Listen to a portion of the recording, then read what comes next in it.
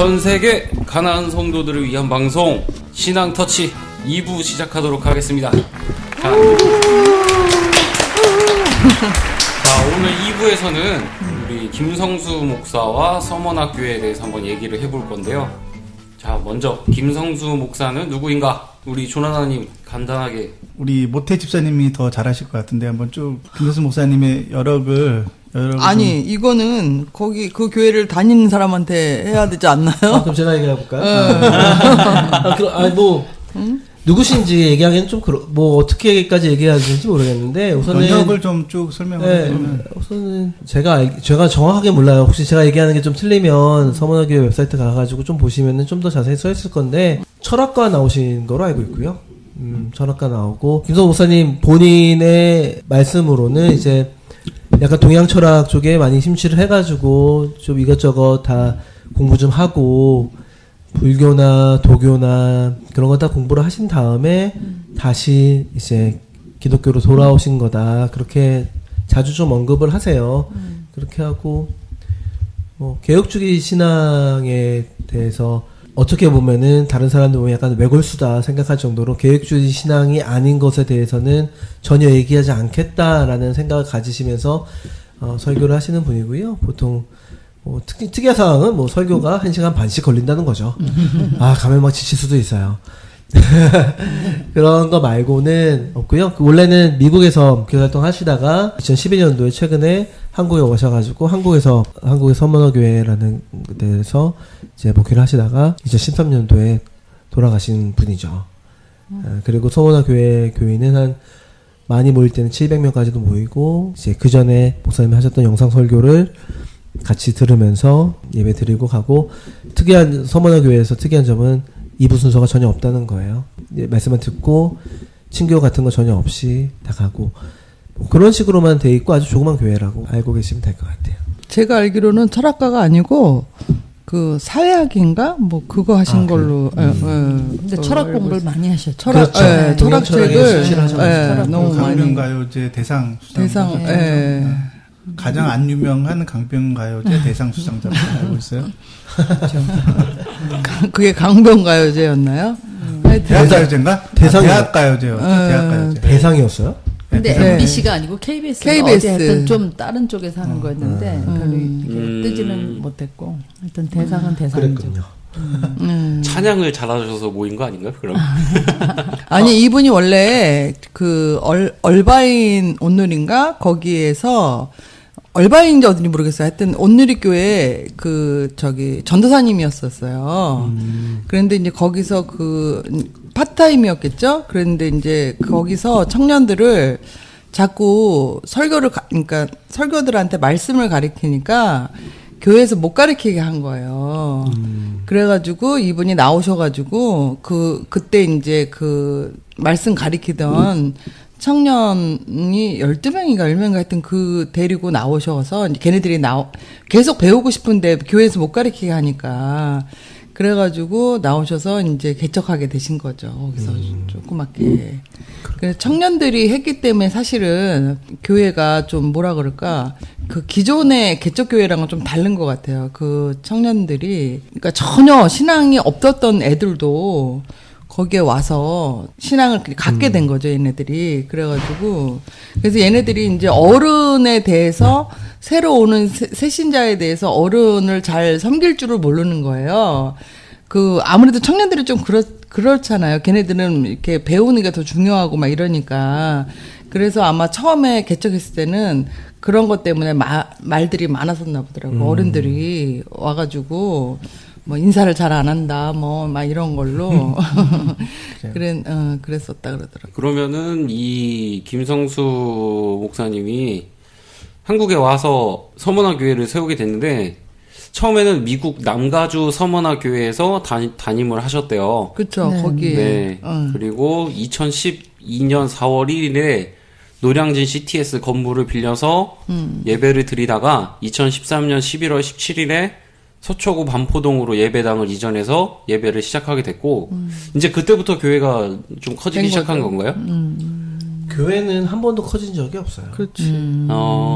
그거는 뭐 교회는 그 전에도 700명, 지금도 700명. 늘지도 않고 줄지도 않고 뭐. 음. 그래서 그런 거 같아요. 저도 김성호 목사님에 대해서 안 지게 얼마 안 돼가지고, 그 전에 살아계실 때 그 교회를 가본 적은 없어가지고요. 잘 근데 모르. 이제 제가 그 사진을 보니까 처음에 개척 예배를 드리셨던 곳은 그 성도가 하고 있는 손칼국수 집인가요? 네, 손칼국수 맞아요. 집에서 예배를 드렸는데 그때 한 20명 정도 모여 있었어요. 그래서 그 20명을 중심으로 해서 그때 이제 미주 교회나 이렇게 알고 있었던 분들하고 같이 해서 한 4, 50명 정도가 처음에 예배를 드렸던 걸 알아요. 그래서 그러다가 한 200~300명 모이다 보니까 장소가 너무 좁아서 다른 걸로 이전을 해서 지금은 현재는 영상 설교로 해서 한 300명 정도가 모이는 걸로 제가 최근까지 그렇게 확인을 했습니다. 그래서 지금 현재는 한 매주일마다 한 300명 정도 모이는 걸로. 그러니까 많이 모였을 때는 한 600명, 700명까지 모였던 모양이에요. 그러니까 그동안에 전부 이렇게 인터넷으로만 듣던 사람들이 실제로 이제 목사님 오시니까 가서 듣게 된 거죠. 네. 서원학 교회에 지금 담임 목사님이 없잖아요. 그렇죠. 그런데도 지금 한 200~300명이 모여서 계속 예배를 드린다고 해요. 이분들이 어떤 목적과 어떤 의도로 가지고 교회에 담임 목사님이 없는데 모이는 걸까요? 그분들에 대해서 한번 얘기를 해봤으면 좋겠어요. 제가 다니는 교회니까. 우선은 이런 말씀 드리면 뭐 가난한 성도들 다 똑같은 얘기를 할 거예요. 집에서 들어도 상관은 없어요. 그렇죠. 집에서 들어도 상관은 없어요. 왜냐면 목사님 계신 게 아니고 그 전에 있던 설교 말씀을 듣는 거기 때문에 집에서 있거나 가서 듣는 거나 상관은 없는데 저는 개인적으로 그런 생각이 들었어요. 나하고 똑같은 생각을 가진 사람들이 여기에 있구나. 지금 우리 팟캐스트 하는 분들한테도 똑같은 말씀 드리고 싶어요.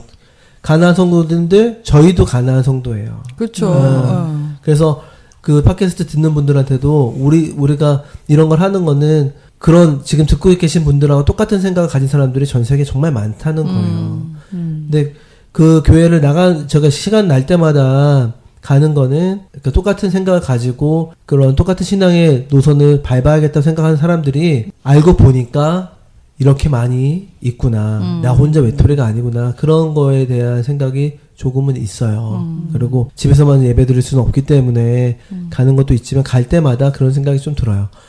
이렇게 같은 생각 가진 사람들이 모이는 게 교회라더니만 이게 교회라서 목사님 없어도 이렇게 좀 사람들이 모이는구나. 저 개인적인 생각은 그래요. 그래서 가면은 그런 생각이 좀 들죠. 가난한 성도들이 아니면은 그 인터넷으로 알고 있던 사람들이 거기 가면 어떨까? 처음에 다 그런 생각 가지고 가는 거거든요. 가면 어떨까? 가면은 교회가 좋지도 않고요. 그냥 그 학원 건물 지하에 천장도 낮은 지하에 모여가지고 예배 드리는 건데 노래도 못해요. 성가대도 없고 아무것도 없어요. 찬양 인도하는 사람도 노래 되게 못하고 나 되게 좀 그래요. 그리고 2부에 뭐 친교도 없고 애들 성경 공부할 만한 방도 따로 구비되어 있지도 않고 뭐 유치원도 따로 없고 그런 분위기인데 그냥 갔을 때는 저는 처음에 그래 내가 인터넷으로 그 파일로 들었던 설교 말씀을 같이 듣는 사람들이 모이는구나. 많구나. 모르잖아요. 그래서 그쵸. 많구나. 그런 느낌이 좀 들면서 약간 좀 위로 아닌 위로를 좀 받는 그런 생각이 좀 들었죠. 갔을 때. 네.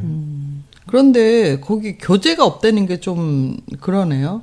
교회인데 그 교재는 전혀 없어요. 그럼 성도들끼리 있어요. 모임은 있는데 그 우리가 일반적으로 생각하는 워낙 예배 장소 협소하니까 예배 끝나고 나서 뭐 이렇게 수다 떨고 뭐 잘 지내서 그런 거는 많이 이루어지진 않아요.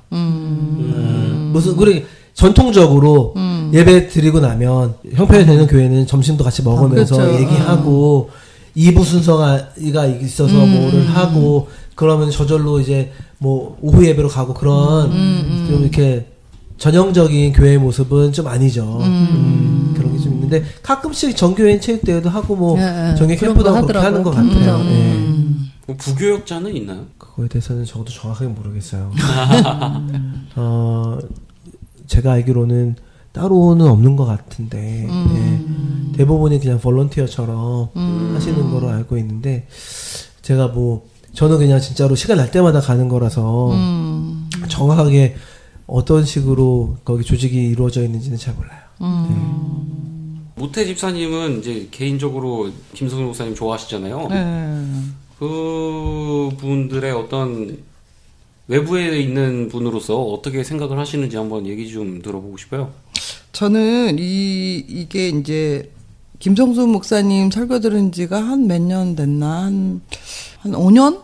5년 정도 5년 됐는지 안 됐는지 하여튼 그렇게 이제 간간히 들었다가 교회에서는 사실 이분처럼 설교를 안 해주시잖아요. 그런데 이분이 하는 설교가 되게 이렇게 마음에 와서 닿고 좋다고 생각했던 것은 제가 기존 교회에 갖고 있던 그런 목회자를 너무 신봉한다든지 아니면은 교회 안에 일어나는 그런 시스템들 뭐 이런 거에 대해서 이렇게 궁금증만 가지고 있었지 정확하게 잘 모르던 거를 이분이 많이 말씀을 해주셨고요. 그거에 이제 좀 관심을 가져서, 이런 분이 계시구나.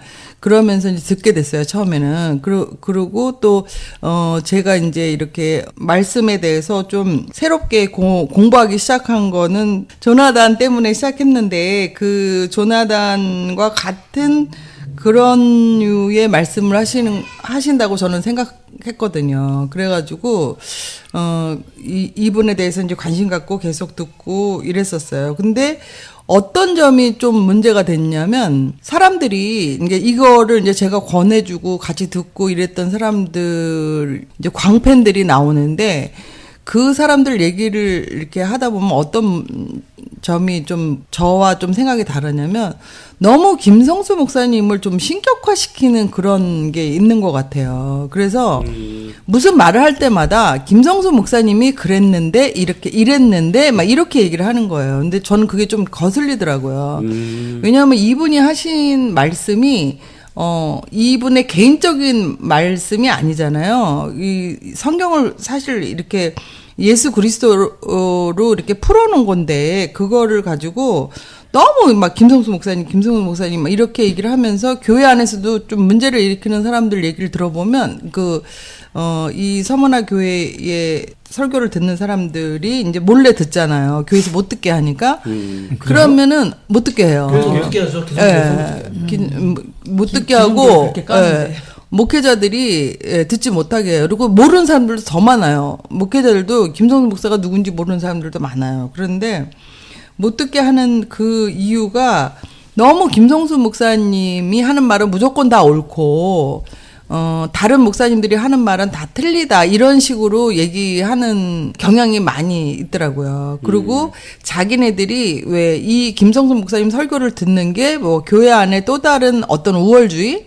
뭐 이런 거에 있는 사람들이 좀 많이 있는 것 같이 보였어요. 그래서 이래서 이분을 오히려 더 이렇게 욕대하는 게 아닌가. 이 서머나 교인, 자기네들끼리 그 서머나 교인이라는 거에 대한 그 자부심이요, 굉장히 대단해요. 그런 부분은 교회의 역사 가운데 늘 있어왔던 거죠. 그러니까 그러니까 신앙생활이라는 거를 끊임없는 지적 활동으로만 이해하시는 분들은 뭐 그렇게 생각할 수도 있어요. 왜냐하면 저도 신학교 다닐 때 저희는 칼빈주의 신학을 배웠었는데, 뭐 대화를 하다가 칼빈이 이렇게 말했거든. 대화 끝나요.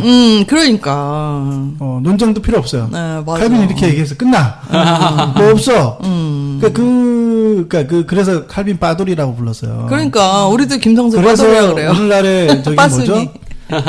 그 칼빈주의자들이 그래서 많이 욕을 먹잖아요. 근데 그건 이제 제가 볼 때는 한 개인이 우리는 그런 거잖아요. 신앙이라는 게 예수님의 가르침이 중요한 거잖아요. 예수님이 그렇죠. 어떤 의도와 예수님의 어떤 가르침이 중요하냐. 근데 이제 그렇게 생각하기보다는 자기가 알고 있는 말씀에 대한 지적 능력을 다른 사람들 앞에 드러낼 때 나는 권위가 없잖아요. 나 한 개인은 권위가 없는데 그 권위가 있는 그 사람의 이름을 빌려서 이렇게 얘기를 하면은 사람들이 들어주잖아요.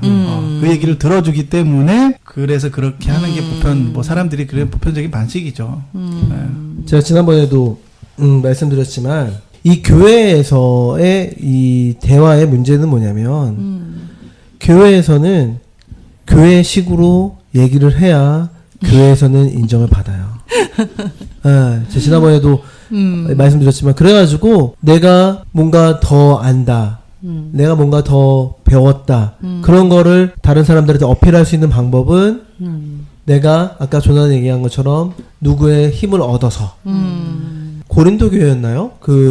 나는 누구파, 나는 누구파, 아볼로파. 나는 누구파, 나는 누구파 했던 것도 초대교회, 교회가 처음 생겼을 때부터 있었던 거예요. 그러니까 나는 김성수 목사님 말씀을 들으니까 난 김성수 목사님 말씀이 너무 맞는 것 같아. 난 김성수 목사님 파야. 그랬더니 옆에서는 아니야. 어떤 목사님이 정말 잘하셔. 그러면은 서로 대화가 그게 샀는데 뭐가 중요하다고 그거 가지고 싸우는 거죠. 그럼 누가 여기서 야, 난 예수님한테 하나님한테 직통계시 들어. 내가 하나님파야. 그럼 여기서는 또 다른 어디서나 똑같은 얘기를 해요. 사람들이 지금 우리 모태 집사님이 말씀을 잘하셨는데 사람들이 정말로 지적이고 생각이 있다면 그런 식으로 얘기를 아예 하지를 않아요.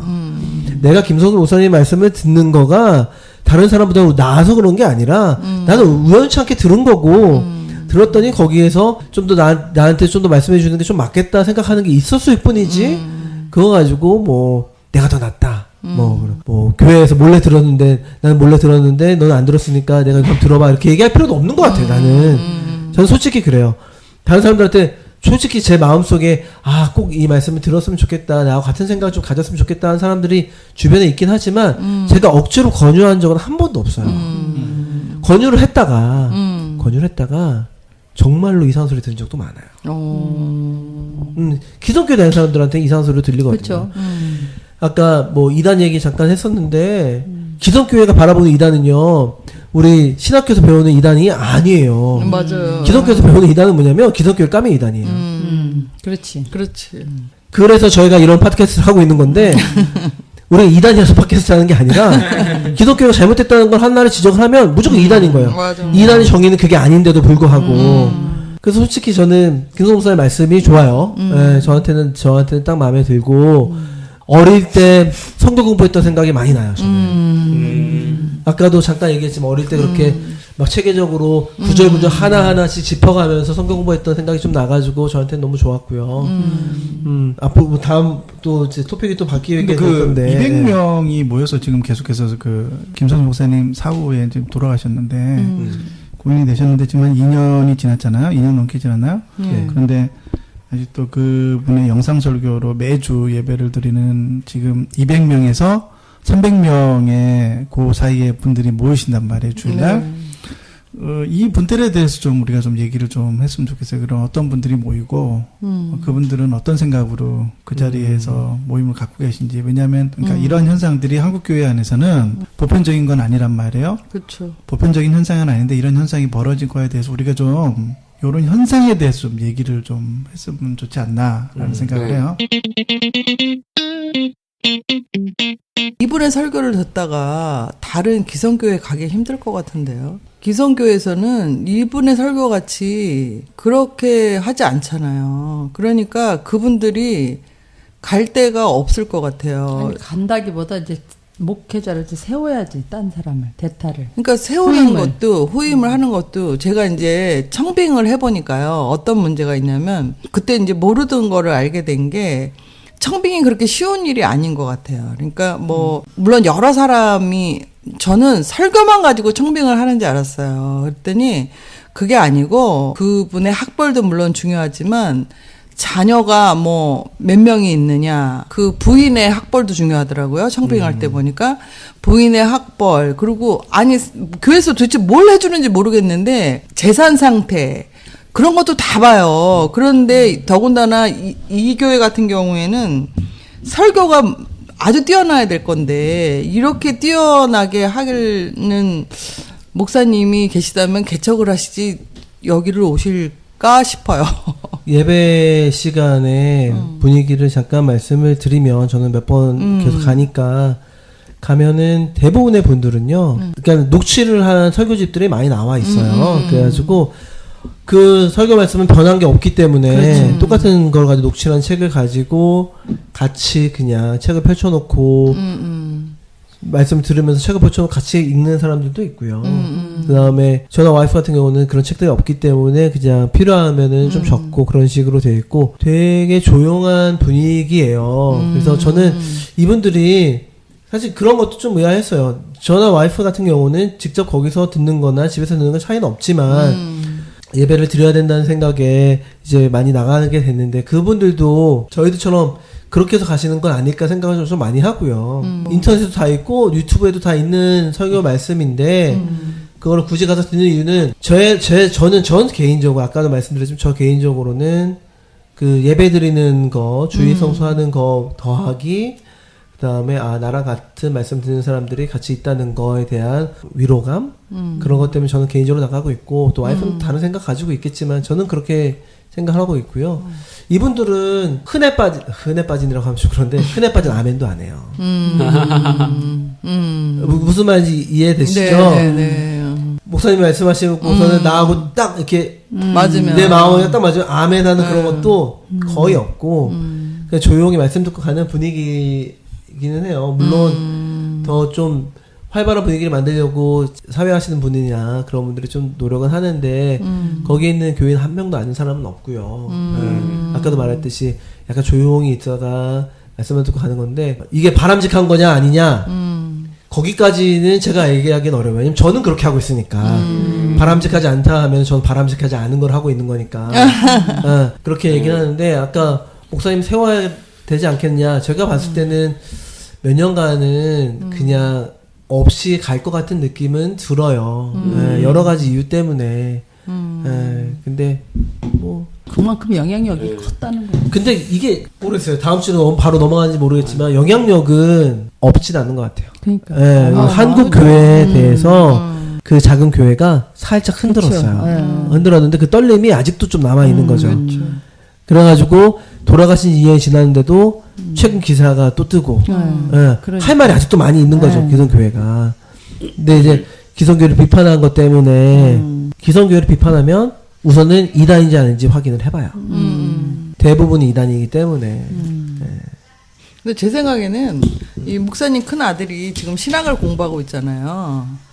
그러니까 그 아들이 목사 안수를 받으면 세습되지 않을까. 그 확률이 제일 커.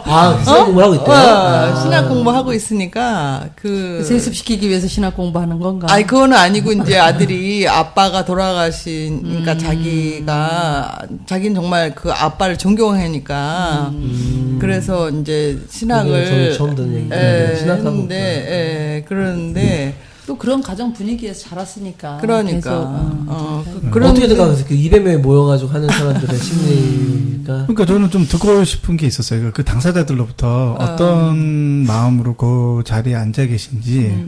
왜냐하면 이 현상은 개인의 의견은 중요하지 않아요. 그러니까 내가 어떻게 느끼냐, 이것이 옳고 그르냐. 그거를 말하는 거는 우리가 팟캐스트가 그걸 말하는 건 아니잖아요. 그렇죠. 내가 좋고 싶고 그게 무슨 의미가 있어요. 제가 그걸 말하고 싶은 건 아니고 그 현상이 도대체 지금 이 시간에 한국 교회에 뭘 말하고 있냐는 거예요. 그게 메시지가 뭐냐는 거예요. 저는 그거를 좀 우리가 얘기를 좀 했으면 좋겠어요. 그러니까 뭔가 울림과 떨림이 있잖아요. 그리고 그 울림과 떨림 안에 대부분의 목사님들은 그 현상을 비판하는 거죠. 왜냐하면 그 현상들은 기존의 교회의 공식을 흔들고 있기 때문에 그래요. 그러니까 이거는 포지션, 그러니까 그분들이 그러면은 잘못된 비판을 하는 거냐? 저도 그렇게 생각하지 않아요, 전혀. 그거는 포지션이 다르기 때문에 그래요. 만약 여기 자리에 계신 우리 오태 집사님도 만약에 총회장이라고 생각해보세요. 본인이 총회장이에요. 아니 명성교회나 큰 교회, 사랑의 교회 내가 담임 목사예요. 그러면 이 현상에 대해서 뭐라고 말하겠어요? 비판을 해야죠. 네, 그거는 내 생각이 내가 어떻게 느끼냐 중요한 게 아니라 그거는 자기의 포지션에서 얘기하는 거야. 내가 포지션에 서 있기 때문에 그렇게 말하는 거기 때문에 그 사람들이 그렇게 말하는 거 그 포지션에서 저는 괜찮다고 생각해요.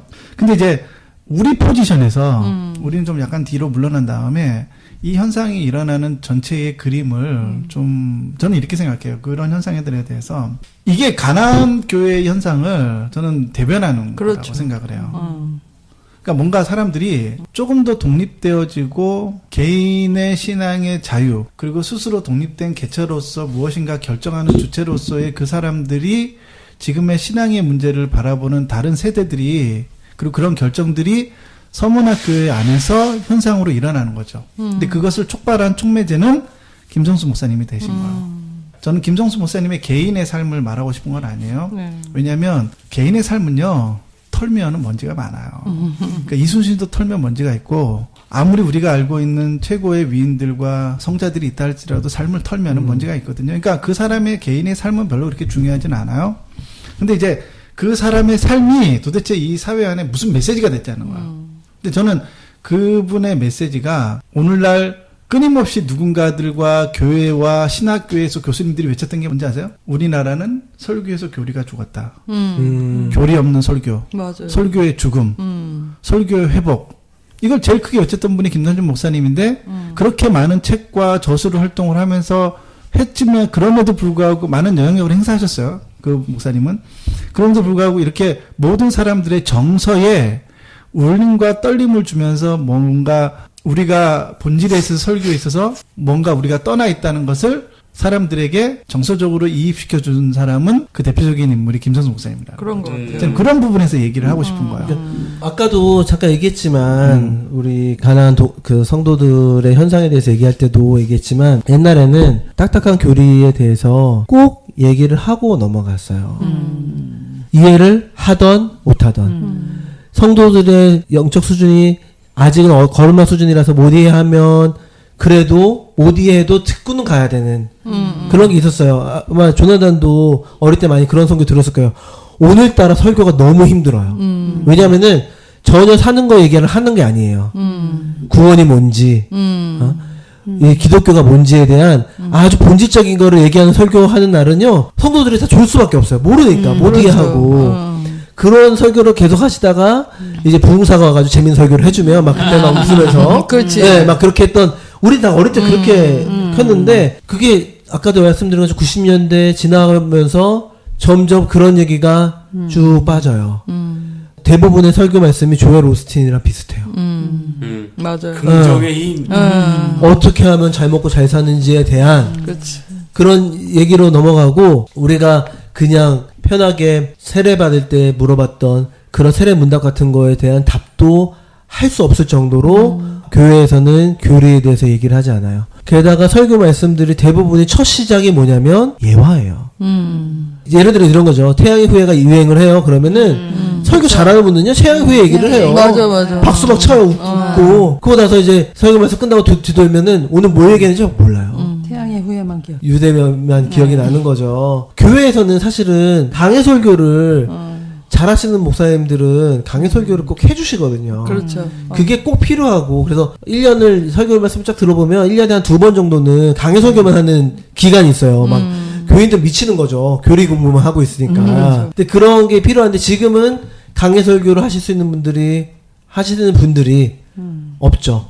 할 수 있어도 안 하는 거죠. 그러니까 이런 것 같아요. 김성수 목사님의 그 설교가 미친 파장이 뭐냐면 한국 교회의 목사님들이 설교가 뭔가 굉장히 문제가 있었는데 그것을 사람들은 아무도 얘기할 수 없었어요. 그게 뭔지 잘 몰랐어. 그렇죠. 근데 그거를 정확하게 찌르면서 울림이 되고 떨림이 되면서 이거구나라고 하는 사람들이 느끼게 된 거예요. 맞아요. 그래서 설교는 이렇게 해야 돼. 사실은 그래서 그 목사님들이 그 설교 듣고요 뜨끔한 분들 되게 많으실 거예요. 그럴 것 같아요. 그래서 자기의 설교를 바꾸고 패턴을 바꾸는 분들 그리고 아까 그 기사에 나왔던 사람들 중에 어떤 따라서 설교사가 그 사람을 계속 따라하는 거예요. 복사하는 거죠. 그렇죠. 근데 뭐 모든 설교는 사실 우리 한국 교회의 설교는요. 그러니까 설교 잘하시는 분들 말하는 거요. 로이드 존스 목사님의 설교의 복사판들이에요. 그렇죠. 거기서 따가지고 와서 하는 거예요. 왜냐하면 그 책을 다 읽기 때문에. 저도 저도 뭐 그래요. 한때 이제 개혁주의를 굉장히 신봉했단 말이에요. 그래서 개혁주의 관련 서적들이나 그런 개혁주의를 한다는 대표 목사님들의 교회를 많이 다녔어요. 뭐 열린교회 김남준 목사님이나 백금산 목사님, 아니면 뭐 이승구 교수님 말씀 같은 거 많이 듣고. 근데 저는 김상수 목사님 몰랐거든요. 근데 왜 유독 이분이 더 이렇게 많이 이슈화가 되고 같은 개혁주의를 추종한다고 스스로 이제 말씀하셨잖아요. 그런데 왜 이분이 더 다른 목회자들을 이렇게 뜨끔하게 하고 불편하게 하게 하고 뭐 어떤 부분이 그렇게 이슈화가 된 건지 저는 그게 그러니까 좀 모든 궁금해요. 설교에서 그분이 정면으로 비판하는 거예요. 그분의 동영상 영상 중에 유튜브에 보면은 양복 입은 무당이라는 맞아요. 게 있어요. 3분짜리인가? 맞아요. 맞아요. 어느 날 내가 그때 그걸 들어봤는데 어느 날 밤에 필을 받으셔서 김선수 목사님이 그거를 적으신 것 같아요. 시를 시를 적은 시예요. 그게 제가 보니까 시를 적었는데 그 시를 낭독을 하시고 거기에다 음악을 입혀서 이렇게 유튜브에 올리셨더라고요. 그래서 오늘날 목사님들이 양복 입은 무당들이라는 거죠. 그래서 복을 팔고 그렇죠. 11조 팔고 교회 장사하고 그렇게 해서 사람들의 복을 빌어주는 사람이라고 누구도 이 성역과 같았는데 그분이 정면으로 비판을 한 거예요. 그렇죠. 그러니까 거기서 제가 볼 때는 뭔가 사람들이 카타르시스를 느끼지 않았나. 네. 그렇죠. 맞는 얘기를 했는데 맞는 얘기를 할 수 있는 사람이 그전에 없었던 거죠. 거죠. 그것도 강력하게 아주. 근데 그 사람이 설교도 잘해. 맞아. 너무 잘해요. 설교도 잘. 흠잡을 수 없을 만큼. 그리고 개혁주의가 안고 있는 현재의 한계성까지도 뛰어넘으려고 하는 신학적 노력을 가했단 말이에요. 그렇죠.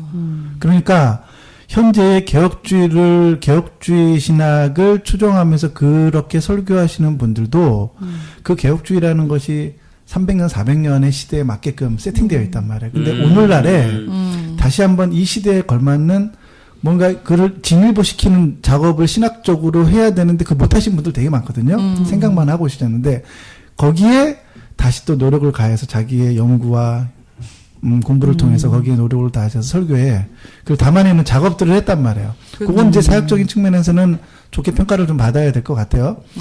그래서 그런 부분에서 사람들에게 뭔가 임팩트가 되지 않았나. 그런 거에 고민하던 사역자들은 그걸 들으면서 어떤 길을 찾을 수도 있었을 거고, 그렇죠. 기존에 복팔이 하던 복을 팔던 목사님들은 뜨끔해가지고 이 죽일 놈 살릴 놈 해서 이 나쁜 놈 상도덕도 없는 같은 목사들 깐다고 같은 업종끼리. 상대 업종끼리 깐다고 그러니까. 영업방해를 한다고 그렇죠. 싫어했던 사람들도 꽤 많아. 그러니까 제 친구들 중에 목사님들도 그 무당이라고 하는 그 양복 입은 무당 그거 듣고 이분 싫어하는 사람 되게 많더라고요. 난 진짜 그 말이 너무 맞다고 생각했는데. 왜 자기 얘기를 하고 있잖아. 이게 제가 농담으로 얘기하는데 맨날 하는 말이 있어요. 친구들한테 농담으로. 빼빼 마른 여자한테 너 뚱뚱해 하면 화를 안 내요. 맞아. 뚱뚱한 사람한테 너 뚱뚱해 그럼 화를 내요. 모든 사람 심리가 똑같아요. 내가 찔리니까 화를 내고 방귀 낀 놈이 성낸다는 우리나라 속담이 정확한 거예요. 그러니까는 내가 이 말씀을 다 이 김선수 목사님의 그 짧은 클립들은요 유튜브가 뿐만 아니라 페이스북 같은 데서 쫙 돌았단 말이에요. 그렇죠. 그거 만든 청년 좀 칭찬해줘야 돼. 네. 너무 그랬을 때 그 청년이 수제자예요. 아, 그 그래요? 청년이. 예. 그랬을 때 어떤 사람은 찔려서 좀 더 내가 좀 더 방향을 잘 잡고 개선을 해야겠다는 사람이 있고 어떤 사람은 화가 나는 거죠. 근데 그 화가 나는 사람을 정확하게 그 사람을 위해서 그런 말을 김성호 목사님이 하게 된 거죠. 그러니까 저는 객관적으로 이렇게 생각해요. 여러분들은 잘 모르겠어요. 제가 지난 20년 동안 신학교를 다니면서 사역을 하면서 느꼈던 한국교회 안에의 문제는 뭐였냐면 이 개혁주의라고 하는 신학, 그러니까 신학은요 사실은 신학을 얘기할 때요. 신학은 무슨 뭐 해방주의 신학, 무슨 감리교 신학, 장로교 신학 이렇게 있는 게 아니에요. 신학은 딱 하나밖에 없어요. 개혁주의밖에 없어요. 개혁주의와 세대주의 신학밖에 없어요. 신학에서는요. 교수님들이 보통 그렇게 가르쳐요. 그러니까 복음주의는 운동이고 신학은 아니죠. 복음주의 운동이고 연합운동이고 개혁주의 신학밖에 없는데 그 개혁주의 신학이 죽고 힘을 잃어버린 것에 대해서 그 굉장히 문제의식을 갖고 이것을 회복시키려고 노력을 굉장히 많이 했어요. 근데 그것의 선두주자로 깃발을 들고 시작하신 분이 누구냐면 우리나라에서 김남준 목사님이세요. 그리고 학교와 교단과 강의실에서 그래서 유명한 일화가 있잖아요. 그분이 그 4학년 졸업반, 2학년 졸업반 신학교, 방배동 신학교에서요, 4학년 2학기 졸업반 신학생들을 앉혀놓고, 왜 목회자가 되면 안 되는지에 대해서, 수업 시간에 그냥 1시간 동안 그 설교를 하신 거예요. 그냥. 필 받아서. 그랬더니 40명인가가 그만뒀어요. 신학교를. 그런 큰 전략이 일을 있으신 하셨네요, 분이에요. 진짜. 잘하셔서 소명 없이 온 신학생들 4년 동안 그렇지. 다니고 마지막 학기를 알고 있는 그 사람. 뭐 그런 일이 있다. 그런데 그분이 어떤 노력을 하셨냐면 책을 출판하시고 설교하시고 신학생들을 가르침을 통해서 설교의 변화, 긍정적인 변화들을 한국교회에 일으키기 위해서 김만준 목사님이 지난 20년 동안 혼자서 노력을 많이 하셨어요. 그러면서 백금산 목사님이라고 한 후배가 나타나는데 그분은 손을 잡고 같이 사역을 하셨어요. 근데 그분은 조금 다른 방향에서 이 사역을 하고 싶으셨어요. 김만준 목사님은 설교라는 것을 통해서 온직 설교라는 것과 저술 활동을 통해서 하셨고 백금산 목사님은 출판을 통해서 그 일을 하고 싶었던 거예요. 그래서 출판사를 세우고 부흥가 개혁사라고 하는 출판사를 세워가지고 수많은 개혁주의와 관계된 신학서적들을 복원해내고 재번역해서 출판을 해내는 일들을 한국교회 안에 하신 거예요. 그러니까 사실은 가장 노력을 많이 하신 분들이 누구냐면 지난 20년 동안 김만준 목사님과 물론 많은 분들이 노력을 하셨어요. 근데 이제 가시적으로 눈에 보일 때 좀 이렇게 유명하신 분들이 누구냐면 김만준 목사님과 백금산 목사님이라고는 두 양대 축이 있어요. 그런데 갑자기 2000년대에 들어서 외국에서 돌아오신 한 분이 계셨는데 김성순 목사님이라는 분이 들어와서 다시 한번 제가 볼 때 이분이 설교를 참 잘하셨어요. 근데 이분이 책을 쓴 건 아니잖아요. 뭔가 보편적인 책을 써서 많은 사람들에게 신앙 경건서적을 써가지고 이런 것들을 전하신 분은 아니에요. 설교집이었죠. 설교집을 해는. 그러니까 그것도 이제 정식 출판한 게 아니라 그냥 이렇게 합본집으로 내놓은 거고. 맞아요. 근데 이제 그거를 하시면서 사람들에게 유튜브라는 것이 생기면서 유튜브를 통해서 그리고 그거를 짧게 3분, 5분짜리 설교를 만들어서 편집을 잘 하셔가지고 사람들의 정서에 깊이 터치를 하는 개혁주의적인 어떤 그 새로운 시도들이 일어났고 그게 정확하게 먹힌 거예요. 한국교회 안에서. 맞아요. 이 현상이 아닌가라는 생각을 해요. 저는 그 김성수 목사님이 설교계의 이 시대에 맞는 설교하신 분이 있다면은 그 샘물교 플러스의 김요한 목사님이 근데 설교는 별로더라. 아유 죄송합니다. 그러니까 목사님 죄송합니다. 제가 존경합니다. 업계에서는 이제 네, 새로운 시도죠. 예. 부흥가 개혁사 이후에 샘물교 플러스라는. 저는 예. 샘물교 플러스 너무 좋더라고요. 요즘. 책 너무 그래서, 좋아요. 네. 사랑합니다. 책이 좋구나. 일반 성도들이 그 김성수 목사님 말씀을 딱 들었을 때 제일 감동받는 거는 보통 교회를 몇 년 다닌 사람들은 아니에요. 네, 맞아요. 아니에요. 네. 오래 교회를 다녔는데 가끔씩 물음표가 이렇게 던져져요. 그렇죠. 설교 저 강대상에서 저런 말씀을 해도 되나? 물음표가 던져져요. 그런데 그 물음표에 대해서 느낌표를 바꿔줄 사람이 아무도 없는 거예요. 맞아. 잘못했다고 얘기해주는 사람도 없고 목사님의 설교 말씀을 우리 지금 담임 목사님 이렇게 설교하셨는데 이걸 누가 들어줄 그런 매체도 없어요. 맞아. 옛날에는 없었어요. 목사님 내가 언제 그렇게 하면은 증거도 없는 거예요. 녹음도 안 하는 시절이었고 녹화 영상이 뭐 그런 거 전혀 없었던 시대였고 인터넷도 없던 시대였으니까. 근데 인터넷이 있으면서 설교들이 공유가 되고 이 한 목사님의 설교 말씀을 다른 성도들이 다른 교회 성도들이 들을 수도 있고 그런 시대가 되다 보니까 그동안에 들었던 설교 중에 문제가 있던 설교들이 있었다는 거를 마음속에 그냥 심증은 있었는데 누가 한 명이 딱 지적해 주는 사람이 없었는데 김성수 선생님 지적을 해준 거죠. 세대주의자들이다 너희들. 그렇게 얘기를 해주는데 그때 30-40년 동안 교회 다녀서 배웠던 세대주의적인 그런 설교 말씀들과 필요 없었던 말들이 다 깨닫게 되고 깨져지게 되고 벗어나게 되고 탈출하고 싶어지고 그렇게 되는 역할을 했던 것 같아요. 그러니까 이런 거예요. 자기가 개혁주의적인 신학에 정립이 딱 안 돼 있으면 그 사람은 세대주의자인 거예요. 근데 자기는 아니라고 생각하는 그렇죠, 거예요. 그렇죠. 근데 사실은요, 한국 교회는 최고의 피해자가 누구냐면 우리 자신들이에요. 그러니까 우리의 공공의 적은 어떤 한 개인이나 신천지가 아니에요. 전 신천지 문제는 나중에 한번 털 때 얘기할 텐데 우리의 교회 안의 신학이나 설교가 세대주의적으로 가니까 그게 신천지에 가르치는 게 대부분 세대주의 신앙이거든요. 근데 교회 안에 변형된 세대주의자들이 있는 거예요. 근데 자기가 그렇게 가르치고 있는 거예요. 우리의 교회 안에 공공의 적은 김성숙 목사님이나 이런 분들이 아니라 그런 거를 비판하는 분들이 적이 아니라 세대주의가 우리의 적인 거예요. 그러니까 피하 구분을 정확하게 해가지고 해야 되는데 사실은 그 세대주의가 적이라고 말하면 그게 뭔지 모르잖아. 너무 어려운 거야. 그러니까 한 개인을 공격하는 게 더 편한 거예요. 그래서 이런 현상들이 일어나지 않나라는 생각을 해요. 나중에 한번 세대주의 털 때 디테일하게 한번 털어봐야 될 것 같아요. 아, 세대주의 때문에 제가 아까도 운전하고 오면서 와이프랑 얘기하면서 진짜 세대주의 교육을 받았던 거에 치가 떨렸어요. 맞아. 성경 말씀대로 해석을 하는데 그 해석이 지금 잠깐 곰곰이 생각해 보면 세대주의적인 해석이었던 거죠. 거의가 다 그렇죠. 뭐. 제가 어릴 때 정말로 이스라엘 회복을 해서 얼마 기도했는지 몰라요. 맞아요. 내가 개혁주의자가 나 헌금도 할 뻔했다니까? 그러니까 세대주의자인 거예요. 그 요즘 그 인터컵의 그분 최바울인가 그분도 뼛속 깊이 세대주의자라서 그러니까, 자기가 바꿨다 말하면서도 또 세대주의를 말하고 또 세대주의를 말하고 그러고 있는 거예요. 극단적 종말론을. 네. 한번 나중에 한번 털어야 돼 그분 같이. 그렇다면은 김성수 목사님은 우리 내부의 적이 아니다. 네. 예, 그리고 우리가 피하식별을 똑바로 해야 된다. 세대주의가 우리의 진정한 적이다. 네, 그렇게 말씀을 하셨고요. 그렇다면은 이제 마무리하면서 우리 김성수 목사님 어떻게 얘기해야 될까? 이분에 대해서 그럼 사역에 대한 평가를 좀 했으면 좋겠어요. 왜냐면 네. 고인이 되신 지 이제 2년 정도 지났으니까 충분히 그럴 시간이 된 것 같아요.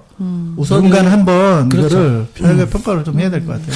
우선은 교회가 무한이 되냐라는 아주 기본적인 질문에 대한 답을 조금 제시하지 않았나. 미국에 있던 어떤 유명한 풋볼 감독이요. 정말 풋볼 못하는 팀을 데리고 거기 감독을 부임을 한 거예요. 다 포기한 팀인데 첫 미팅에서 선수들을 모아놓고 축구장 제일 끝으로 데려갔어요. 그리고 거기 터치다운하는 선이 있어요. 얘들아 이게 터치다운하는 선이야. 부터 시작한 거예요. 이게 10야드 선이고 이게 20야드 선이고 이게 골대야. 다 알고 있는 내용인데 그 코치 입장에서는 감독 입장에서는 처음부터 가르쳐주고 싶었던 거예요. 처음부터. 아예 아무것도 없었던 것처럼. 김성수 목사님의 설교 말씀 초창기 거 들어보면 그걸 되게 많이 얘기하고 싶었던 것 같아요. 아주 본질적인 것부터 차근차근. 그렇게 본질적인 것부터 차근차근 얘기했다는 거는 거꾸로 보면 본질적인 것부터 흔들리기 시작했다는 거를 반증할 수도 있을 것 같아요. 교회에서 교회가 교회답지 않다는 것을 아무도 얘기해주지 않았다는 거를 얘기하는 것 같아서 저는 김성 목사님의 그 설교 말씀 다 들어보지 못했지만 제일 중요했던 거라 생각하는 거 우선은 본질이 뭐고 비본질이 뭐고 본질적인 것에서 가장 기본적인 것부터 해보겠다 생각하시는 게 아니었을까 그 생각이 좀 들어요. 작두누님 네. 매니아잖아, 어떻게 매니아. 평가하십니까? 저는 교리에 대해서 저는 기본으로 배운 게 없어요. 배운 게 없고 오로지 그냥 이 김성수 목사님 설교를 통해서 배웠기 때문에 이게 그러니까 그러면서도 이렇게 제가 와 닿았던 게 제가 이렇게 그동안 수많은 종교를 전전하면서 안 해본 게 없어요. 또 뭐 봄나라라는 것도 있고 막 별게 다 있는데 근데 뭔가 왜 이렇게 부족했던 그런 거를 김성수 목사님 설교를 들으면서 기독교의 그러니까 부족한 2%를 채워주는 그런 말씀이었거든요. 그러니까 저는 이게 빠순이가 안 될 수가 없는 그래서 정말 그러니까 저는 뭐 기본으로 잘못 들은 것도 없고 그냥 이게 맞구나 이러고 그냥 쭉 들었기 때문에 근데 하여튼 저한테 이런 그 기독교에 대한 그러니까 이 신앙 회심 하여튼 이런 거를 저한테 근본적으로 일으키게 해준 그 말씀인 것 같아요. 제가 만약에 일반 그 전에 놀러 다니던 교회에서는 전혀 그런 거를 그때도 주일은 꼭 갔어요. 놀아야 되니까. 그랬는데 근데 밥도 먹고 이렇게 끝나고 또 수다 떨고 이래야 되기 때문에 그래서 그랬는데 그때는 회심이 뭔지도 몰랐고 그냥 정말 성경책 들고 교회만 가면 되는 줄 알았거든요. 근데 이제 그게 아니라는 거를 김성수 목사님 말씀 들으면서 저는 참 많이 변할 수 있었던 것 같아요. 우리 김성수 목사님 모세 집사님. 저는 이분의 설교가 기존 교회에서 우리가 너무나 정말 아까도 얘기하신 것처럼 뭐 예화나 이렇게 짜증나는 말도 안 되는 설교를 하루 종일 막 듣고 오잖아요, 우리가. 근데 그거에 대해서 그러니까는 이분이 하신 말씀 중에 제가 제일 생각나는 건 뭐냐면 이게 생각이 나요. 나를 보고 신앙을 어떻게 생활에 접목해야 되냐고 묻지 마라. 난 그 말씀이 새롭게 들렸어요. 우리가 목사님들한테, 그러니까 제가 목사님들한테 옛날에 바랬던 게 뭐였냐면은, 그래, 말씀이 이래. 근데 이걸 어떻게 생활에 접목하라고, 이거를 내가 되게 원했던 것 같아요.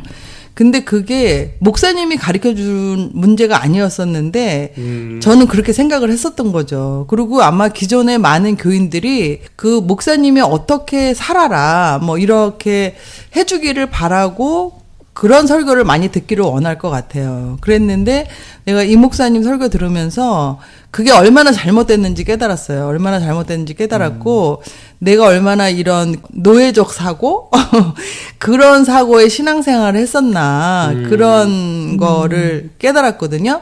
그러니까 아마 이분이 저 아니더라도 이분의 설교를 듣고 많은 사람들이 그런 어떤 자기를 찾는 그런 신앙생활이 시작되는 그런 거를 하지 않았을까. 이분의 사역은 저는 그렇게 평가하고 싶어요. 네네. 저는 김선수 목사님이라고 한 개인이 한국교회 안에 미친 영향에 대해서 좀 이런 관점으로 봤으면 좋겠어요. 그분이 끊임없이 설교에서 기복주의를 비판하셨잖아요.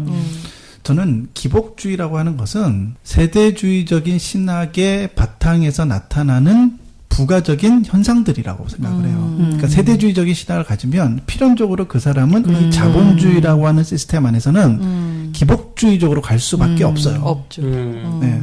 왜냐하면 생각해 보세요. 200년 전의 사람들, 2000년 전의 사람들은요. 기복주의 신앙이라는 건 별로 없어요. 그렇죠. 도대체 뭘 생각해 보세요.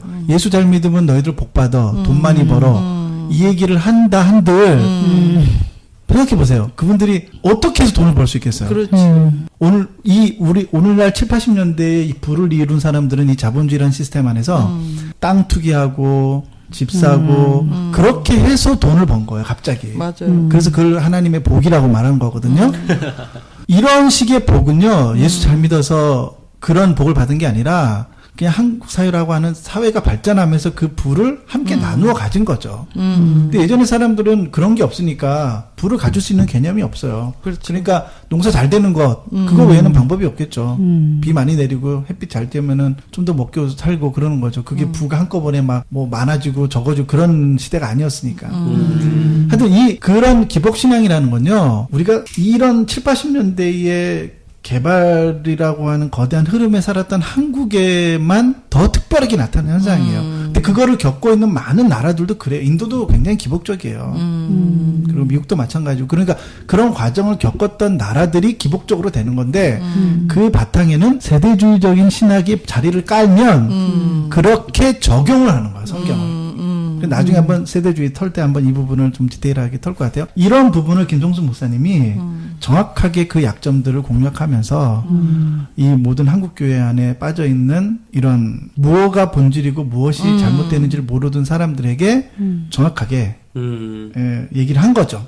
그러니까 사실은 김선수 목사님의 제 개인적인 관점은 조금 안타까운 거는 뭐냐면 아쉬웠던 부분은 뭐냐면 그렇게 기복적인 신앙을 가르치던 그 목사님들도 사실은 피해자예요. 그렇죠. 그들도 피해자인 거예요, 사실은. 왜냐면 그들도 그렇게 배웠고 세대주의적인 신학을 배웠기 때문에 그렇게밖에 성경을 적용할 수가 없었던 거예요, 그 사람들도. 그러니까 그들도 세대주의 신학을 뿌리 깊게 갖고 있는 거예요. 사실은 그 목사님들이 비판받아야 되는 게 아니라 우리가 세대주의라고 하는 정확한 그 세대주의 신학을 공략하고 비판해야지만 사실 이 문제들을 해결해 나갈 수가 있어요. 그런 부분이 조금 안타깝긴 해요. 그렇지만 그럼에도 불구하고 이분의 사역은 우리 한국교회 안에 있는 그런 수많은 사람들이 개혁주의를 회복하고 세대주의를 비판하는 사역을 한 거는 김선수 목사님밖에 없는 게 아니에요. 아직도 많고 많죠. 그 사역을 하고 있어요. 근데 문제는 이분의 사역이 그것이 많은 사람들에게 대중에게 울림과 떨림이 됐다는 거죠. 그리고 그것이 남은 자들, 그러니까 우리가 신앙을 지켜가고 우리가 신앙함을 하고 있잖아요. 우리도 마찬가지인 것 같아요, 사실은요. 목사님들이나 기존 교회를 비판하는 거는 비판할 수 있죠. 비판 받아야 되는 부분은 비판 받아야 되죠. 하지만 더 본질적인 비판의 대상은 그 세대주의라는 거죠. 세대주의에 물들어 있는 목회자들, 세대주의에 물들어 있는 교회, 세대주의에 물들어 있는 경건서적들. 사실은 그 본질에 있어서 세대주의. 왜냐하면 세월호 사건 이런 것들을 다 까다 보면요, 이단들 따다 보면 그 사람들 다 세대주의자들이에요. 그리고 그런 것과 비슷한 것들을 기존의 교회들도 답습하고 복습하고 쓰니까 사실은 그 신천지 나중에 한번 털 때 신천지 사람들은 되게 억울하게 생각하는 거 아세요? 왜냐하면 자기들이 가르치는 거랑 기존 교회랑 별로 다를 게 없어. 근데 자기들 이단이래. 그러니까 자기들도 너무 억울한 거예요. 어? 오히려 우리가 더 낫는데? 막 그러면서 그렇게 생각하는 거예요. 그럼 제대로 가르쳐주거든요, 세대주의. 더 세대주의죠. 이거. 아주 극단적인 세대주의로 가니까 귀에 쏙쏙 들어오죠. 그렇죠. 맞아. 그런 부분에서 그런 부분을 환기시키고 김선수 목사님의 사역이 그런 부분을 네. 어떤 약점을 우리 사회의 한국교회의 약점을 건든 게 아닌가. 네. 그 부분을 긍정적으로 우리가 사역에 그분의 사역을 평가하는 것이 좋지 않나라는 생각을 합니다. 예. 네. 오늘 김성수 목사님과 서머나 교회를 통해서 이 현상들이 우리 한국 교회에 던져주는 메시지는 무엇인가? 이 가난한 교인들과 서머나 교회 현상들이 주는 그 현상의 공통점들은 무엇인가? 우리가 많은 시사점을 얻은 것 같아요. 김성수 목사님이 메시지나 우리 한국 교회가 반성하고 일으켜 세워야 될 부분이 어떤 부분인지 말씀의 교리적인 부분이나 나 한마디만 더 하고 싶은데. 네. 네. 저기 우리 이 방송 청취하고 있는 가나안 교인들에게 좀 한마디 좀 하고 싶은 게 있어요. 그 김선수 목사님이 꿈꿨던 그런 교회의 회복과 부흥, 그것을 이루는 도구가 폭력이나 어떤 사람들을 억압으로 그런 거를 만들어낼 수 있는 게 아니잖아요. 그것은 진리와 말씀인데 그 진리는 하나의 틀을 요구하잖아요. 그게 개혁주의라고 하는 틀이에요. 교리적인 틀을 요구하는 거죠. 그래야지만 바른 진리에 도달할 수 있기 때문에 그래요. 근데 그것을 하시는 분들이 많다는 거예요. 저는 그것이 우리에게 위로가 됐으면 좋겠어요. 그래서 그 개혁주의를 다시 한번 회복시키고 사람들 가운데 하나님의 진리를 개혁주의라고 하는 수단을 통해서 사람들에게 일으켜 세우기를 원하고 그것을 통해서 진리가 회복되고 하나님의 말씀이 다시 한번 회복되기를 원하는 많은 목회자들과 출판사들과 그런 사역자들이 있다는 것을 좀 기억하고 그분들과 같이 우리가 이 교회 회복을 위한 꿈을 함께 나누면 좋지 않나. 그것이 우리의 가나안 교인들의 꿈과 비전이 되면 좋지 않나라는 생각을 합니다. 여기까지죠. 좋습니다. 네, 좋습니다. 우리 김성수 목사님, 서머나교회 교인들 파이팅! 화이팅! 파이팅입니다. 감사합니다.